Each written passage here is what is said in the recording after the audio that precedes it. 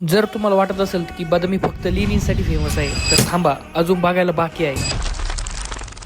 नमस्कार, मी माया. पार्ट 1 मध्ये आपण पाहिलं बदामी केव्ज टेम्पल, पण खरी सफर ना आता सुरू झाली होती पार्ट 2 मध्ये. हे सगळं पाहून झाल्यावर आम्ही गेलो भूतनाथ मंदिरात. अगदी अगस्त्य तलावाच्या काठावर शांत वातावरण आणि पवित्रता दोन्ही जाणवली. 7व्या शतकात बांधलेले हे मंदिर आजही अप्रतिम दिसतं. भूतनाथ म्हणजे भगवान शिवांचा एक रूप. शिव हा येथे भूतांचा नाथ म्हणजे संपूर्ण जगाचा अधिपती मानला जातो. मुख्य गाभाऱ्यात शिवलिंग आहे. मंदिराच्या पार्श्वभूमीला लालसर दगडाचे डोंगर आणि पुढे निळसर अगस्त्य सरोवर असं दृश्य दिसतं, ज्यामुळे हे ठिकाण फोटोग्राफर्स आणि प्रवाशांसाठी स्वर्गच आहे. इथून दिसणारा सरोवर आणि किल्ल्याचा व्ह्यू खरोखरच मनमोहून टाकतो. आणि हे पाहून झाल्यावर आम्ही गेलो डोंगराच्या माथ्यावर वसलेले बदामी किल्ल्यावर, जिथे संपूर्ण शहराचा नजर खोलतो. हा किल्ला चालुक्यांचा सामर्थ्य दाखवणारा पुरावा आहे. किल्ल्यावरून दिसणारं अगस्त्य सरोवर आणि भूतनाथ मंदिर एकदम सिनेमॅटिक वाटत होतं. याच दिवशी 5 किलोमीटर असलेलं श्री शाकंभरी शक्तीपीठात गेलो होतो आणि तिथलं आध्यात्मिक वातावरण खरंच खूप भारून टाकणार होतं. दिवसात शेवट झाला एक खास अनुभवाने. रात्री आम्ही सगळे एका ठिकाणी बसून लोकल फूड म्हणजे इथं असणाऱ्या केळ्याच्या पानावर पारंपरिक जेवण केलं. त्या जेवणाची चव, दिवसभराच्या आठवणी आणि मित्रांचा सहवास डे 1 खरंच अविस्मरणीय बनला. पण स्टोरी तर संपली नव्हती. डे 2 ला आम्ही पाहणार होतो महाकूट मंदिर,